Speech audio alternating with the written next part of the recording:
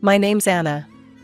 I sell houses, the big fancy ones with views, and the small cozy types that feel like yesterday's bread, warm and welcoming. My office is way up in the sky, or so it feels on the 22nd floor. It's a world of glass that reflects everything, the clouds, the birds, and the infinite hustle of the city.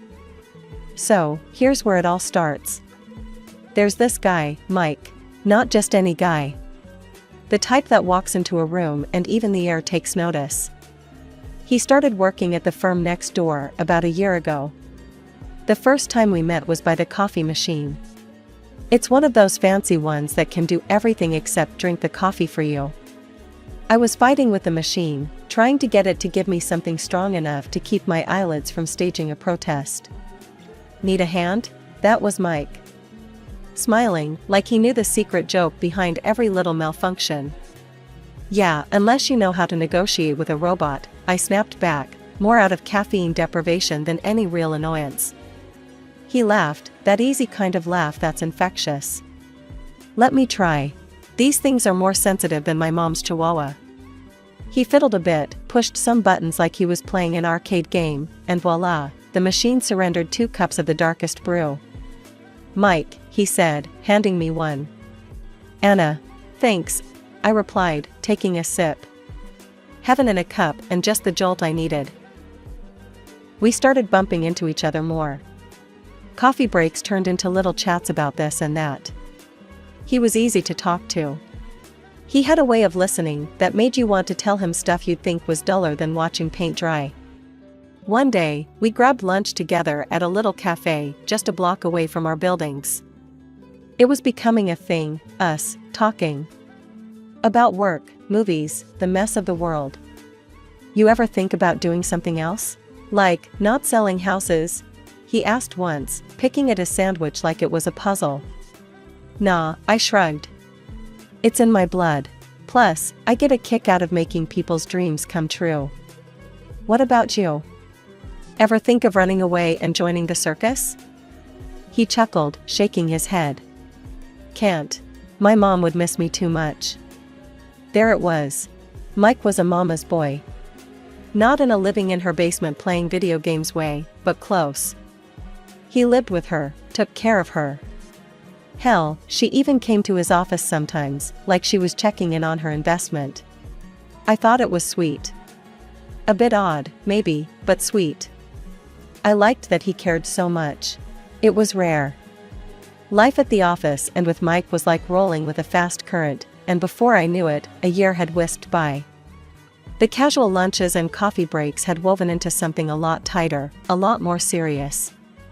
One Friday, the office was buzzing more than usual. Word gets around when something's up, and around here, it spreads faster than a wildfire. I was plugging away at my desk when Liz, a coworker from 2 cubicles down, strutted over like she had some hot gossip. Hey, Anna, everyone's saying he's gonna pop the question soon. You know, a ring, the whole shebang. She smirked, popping her gum. Let him talk, I shrugged, trying to brush it off, but my heart was racing. Mike hadn't hinted anything, but the thought sent a zing through my spine. Later that day, as the sun dipped below the horizon painting the sky in strokes of orange and purple, Mike suggested we grab dinner instead of just a quick bite at the cafe.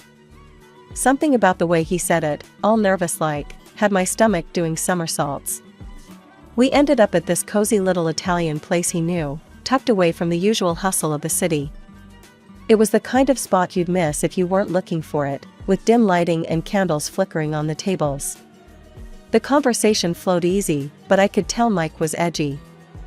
He fumbled with his napkin, cleared his throat more times than needed, and kept avoiding eye contact. So, Anna, he finally started, his voice a bit shaky. We've been doing this, us, for a while now, and I... Spit it out, Mike.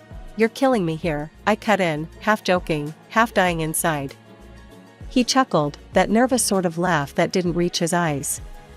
Then, he took a deep breath, reached into his pocket, and slid a small box across the table towards me. I want to do this for real, Anna. Marry me? The room spun a little. I mean, Liz's teasing, the office bets, suddenly, it was all real. But looking into Mike's hopeful eyes, I felt this solid, sure thing settle in my chest. "Yeah, Mike. Yes." I managed, my voice steadier than I felt.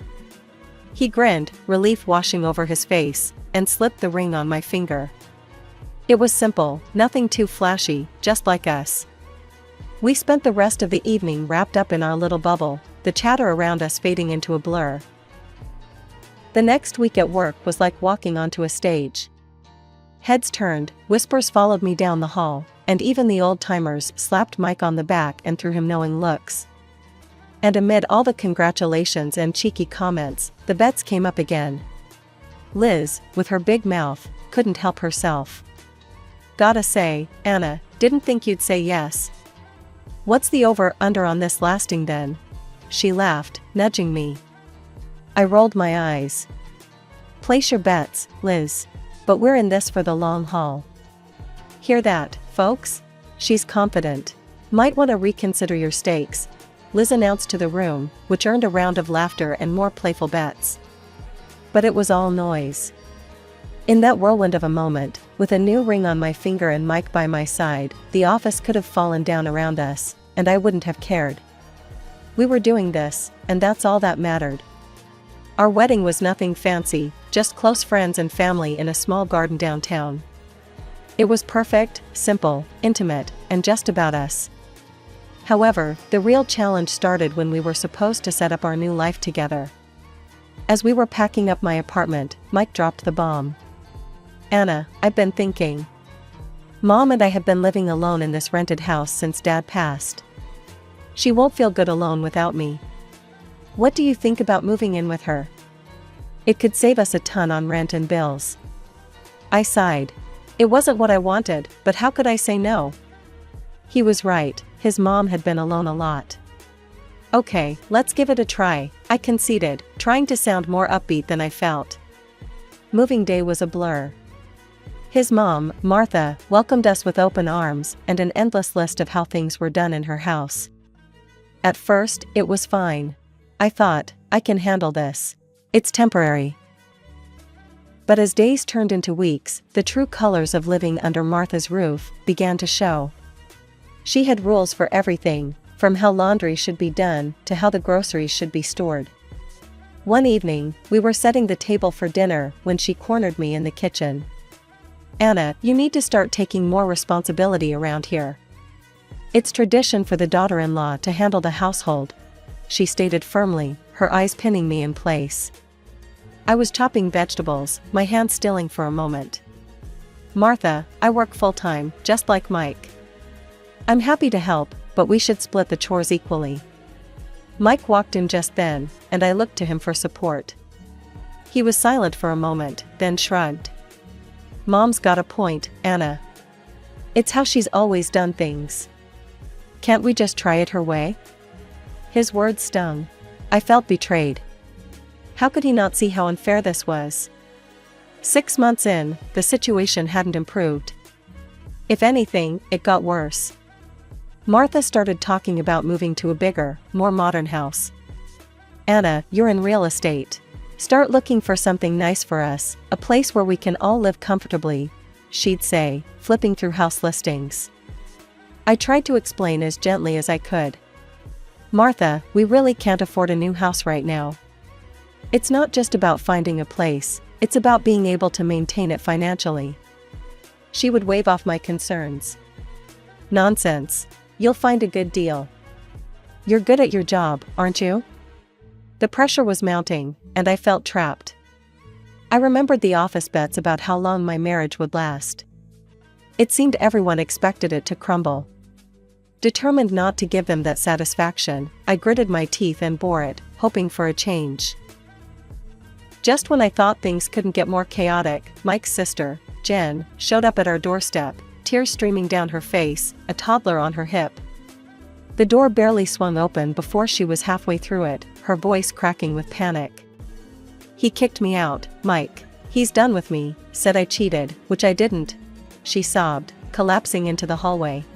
Mike, ever the family man, wrapped an arm around her, guiding her to the living room. "It's okay, Jen. You can stay here as long as you need," he assured her. I stood there, mouth slightly open, trying to process another bombshell.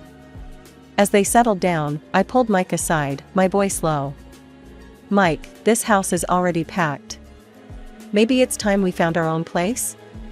He shook his head, his brows knitting together. "Anna, come on, this is temporary. Just until Jen gets back on her feet. We can handle this." Handle this? It was like every day added another weight I wasn't sure I could carry. But I nodded, resigning myself to the new reality. The next weeks were a blur of chaos. Jen, bless her, was dealing with a lot, but that meant all her responsibilities fell to me. I'd come home from a long day at work to a house turned upside down by her 2-year-old whirlwind, Tommy. Toys everywhere, food splatters on the walls, you name it, Tommy did it. It felt like no matter what I did, it was never enough. The final straw came at dinner a few nights later. We were all sitting around the table, a tense silence hanging over us as we picked at our food. That's when Martha, with her usual flair for stirring the pot, dropped her next idea. "You know, Anna, you're out working all day, and clearly, the house is suffering for it. My friend's daughter, Lisa, she's looking for a job as an au pair. Maybe you should hire her to help out," she suggested, like she was doing me a favor. "Yeah? And who's paying for this au pair?" I asked, my voice sharper than I intended. Martha smiled, a thin, knowing smile. "Well, you are, of course. You're the one with the job." I glanced at Mike, hoping for some support, but he just focused on his plate, silent. Something inside me snapped. Fine, if hiring this girl meant less time at this madhouse, then so be it. "All right, Martha. Have her come by tomorrow. We'll talk," I conceded, pushing my plate away, appetite gone. Lisa started the next day. She was a sweet girl, early 20s, and good with Tommy, which was a relief. She cooked, she cleaned, and the house seemed calmer. But it wasn't long before I noticed the giggles, the lingering look she shared with Mike when she thought I wasn't looking. One night, after I saw her touch his arm, laughing at something he said, I confronted him. "Do you think it's appropriate, the way Lisa acts around you?" I asked, my voice tight. Mike just chuckled, waving my concerns away like they were flies. "Anna, you're being ridiculous.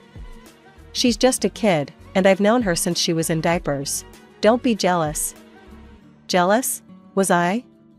Or was it just the final wear down of living in a house where I felt more like an outsider than a family member? I shook my head, trying to push away the nagging doubts. "All right, Mike. If you say so," I replied, but the seed of unease had already been planted.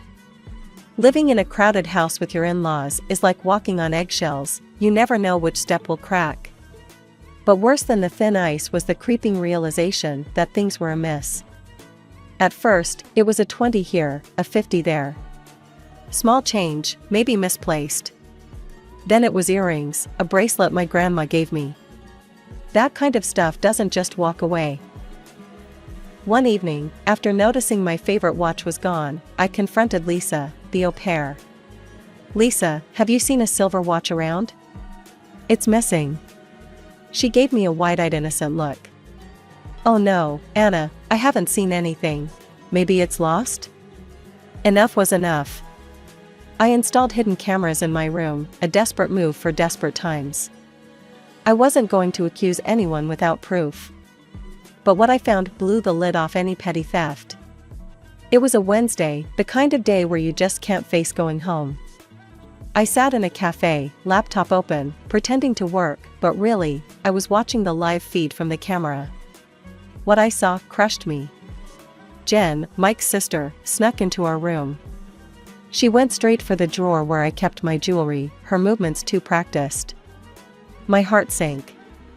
Then, the door opened again, it was Mike and Lisa. They weren't just chatting. No, they were, together. On our bed. It felt like a punch to the gut. I sat there, the taste of my coffee turning bitter. Anger boiled up, but a cold, calculating part of me pushed it down. No, I wasn't going to storm home. I needed a plan. Over the next few days, I collected every shred of evidence. videos, times, everything. But revenge? That needed to be sweet, not hasty. One day, accidentally leaving my laptop open on a real estate listing was part of the play.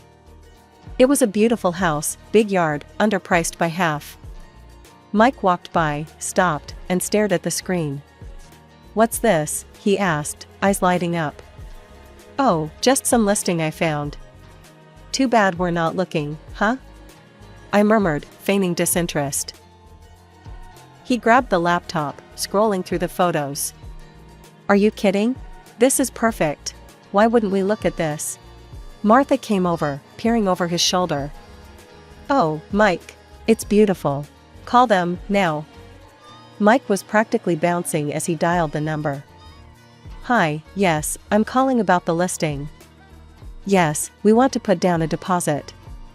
No need for a full check, we trust it's all good," he said, all but throwing our money at them. "Who's it going to be registered to?" I asked, my voice sweet as syrup. "Me, obviously. And you'll help with the payments, right?" He didn't even look at me as he spoke. "Of course," I replied, my smile hiding daggers. Everything was falling into place. Sitting back, I watched as they celebrated, oblivious to the storm that was about to hit. Mike, Martha, and Jen, they all thought they had won. But the game had just changed, and I was now playing for keeps. The ink was barely dry on the documents for the new house when Mike decided to throw a dinner that felt more like a victory lap than a family gathering.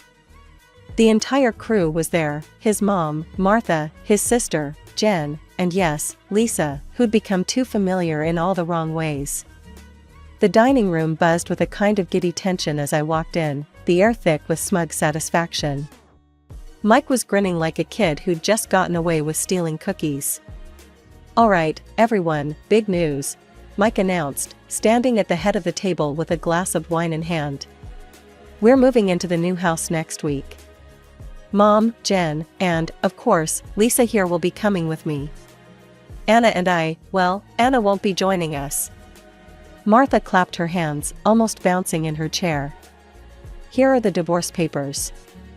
I think Lisa suits my son better. You should leave here, right now." I took the envelope without a word, my hand steady as I pulled out the papers.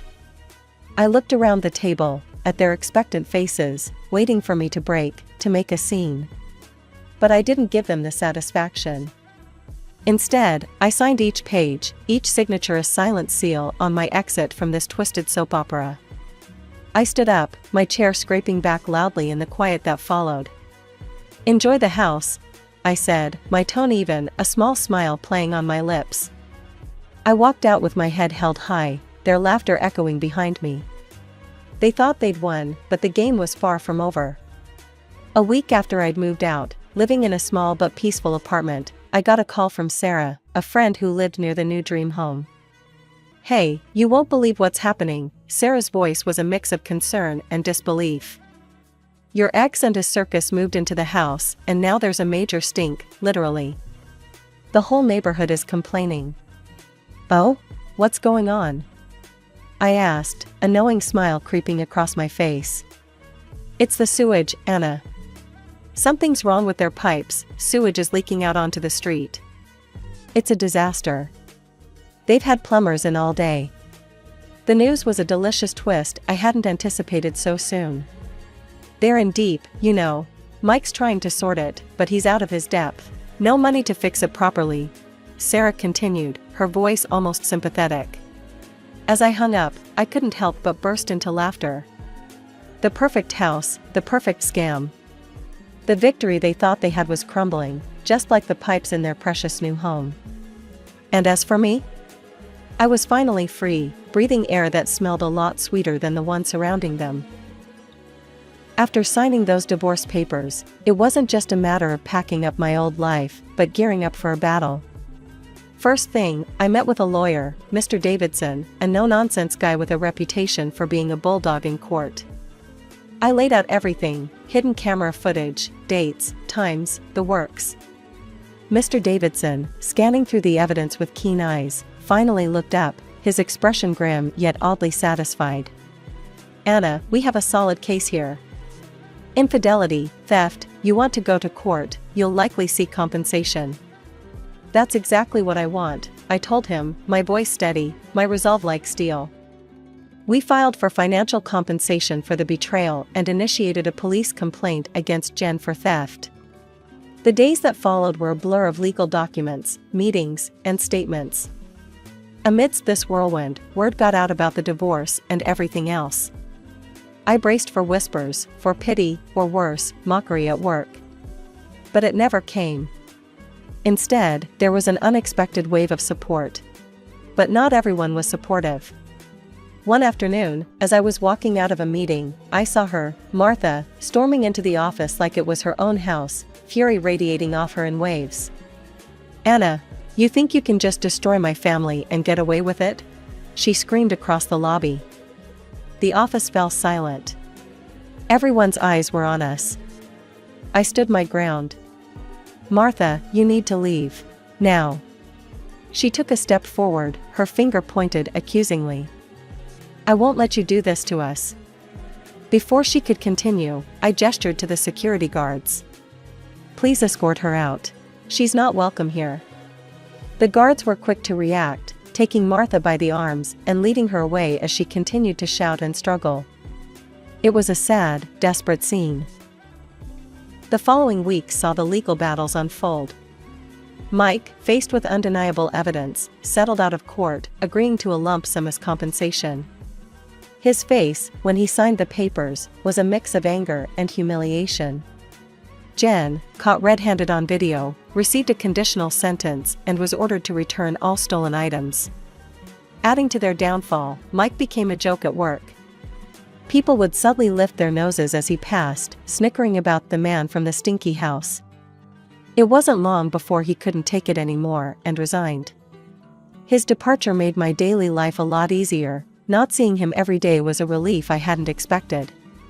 It had been 2 quiet, peaceful months since I had settled into my new life and small apartment in the city center. My days were filled with the normalcy of work, occasional lunches with colleagues, and evenings that I could now call my own. It felt like I was finally getting back to myself, the air around me lighter, my mornings brighter.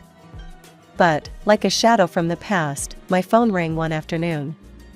The screen flashed Martha's name, dragging with it the weight of old, unpleasant memories.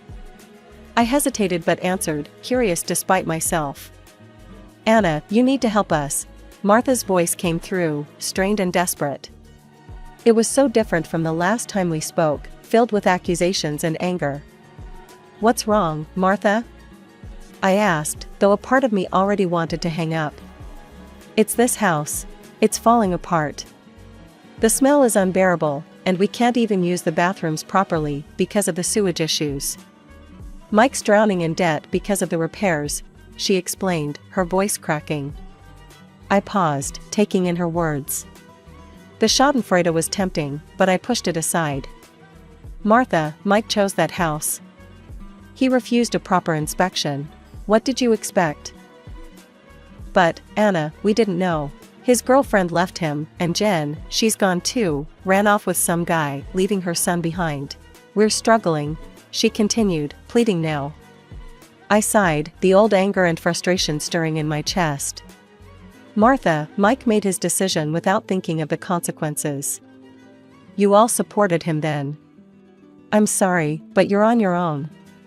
I hung up before she could say anything else, cutting off the last thread that connected me to that part of my life. As I set my phone down, a wave of emotions washed over me. Pity, relief, liberation, it was a mix that left me both saddened and strangely empowered. I had moved on, literally and metaphorically. My new apartment, though smaller, was mine alone. I decorated it to my taste, filled it with plants, and every corner of it was stamped with my presence, my independence. That evening, I stepped out onto my small balcony, overlooking the bustling city streets. The air was crisp, and the city lights flickered like distant stars. It was my city, my life. I had fought hard for this peace, and I intended to enjoy every bit of it. Never again, I whispered to myself, a promise hanging in the cool air. Never again will I let anyone control my life. I turned back inside, feeling the solid ground of my decisions beneath my feet. The apartment was quiet, a sanctuary from the world and its chaos. It was a fresh start, a new chapter that I was writing on my own terms.